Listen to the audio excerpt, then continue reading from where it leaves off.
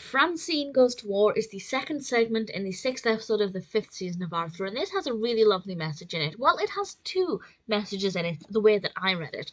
Francine, being Francine, is quite noisy, and this new neighbour seems to bang on the wall whenever Francine is being noisy to try and get her to be quiet. And Francine hatches a plan with Muffy to try and get rid of this neighbour, and I won't say exactly what they do to try and do that, but it is kind of nasty and kind of evil. And eventually, Francine actually meets this neighbour and realizes that she was quick to judge what this person was like, and all was not as it seemed. I don't want to go into too much detail about that, but there are two messages. The first is that you shouldn't judge somebody and be nasty to them, at least without getting to know them. Don't just assume that they're a nasty person. That person is well within their right to ask you to be quiet if you're being noisy. But you shouldn't judge them and automatically just snap back and try and get rid of them.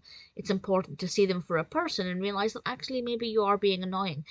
And there's also some ageism is in there as well, because she's an older woman, and obviously Francine just sees her as a silly old woman.